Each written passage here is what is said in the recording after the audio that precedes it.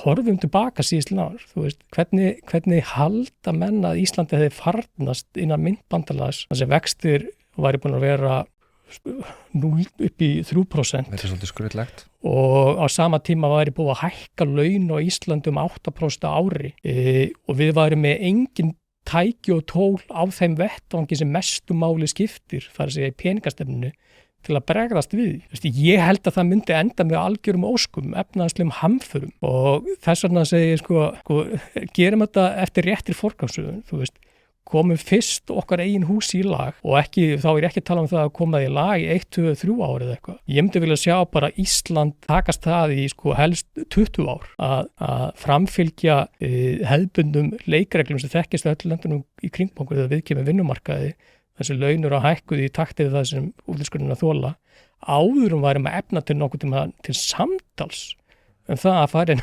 innan myntbandalags með fastgengistefnu vegna þess að ég nefndi afleiðingarna af því að gera mistök í slíku fyrir 400 manna ríki innan 500 milljóna myntbandalags. Þess að þú skiptir engum máli og enginn að fara að líta til þess hvernig staðan í íslensku efnahagslífi hverju sinni þegar það er að hækka eða lækka vexti eða grípa til einhverja aðgerða að vettvangi Seðlabankans. Þau eru mjög mikil. Ísland er algjör út kjálki þar.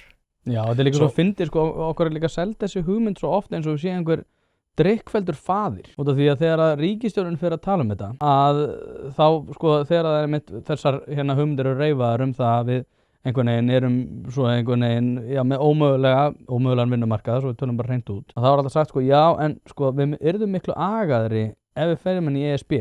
Þannig að eins og segja, við erum með svo drikkfelldur faðir sem að þarf að taka forræða. Ég myndi segja bara að þessu hugsun, Íslendingar verða ekki á þjóðvörum við það að ganga inn í ESB. Þú innleiðir ekki þýskan aga bara með því einu að ganga inn í ESB og taka upp evru. Íslendingar verða ekki það, þannig að sýna það í verki.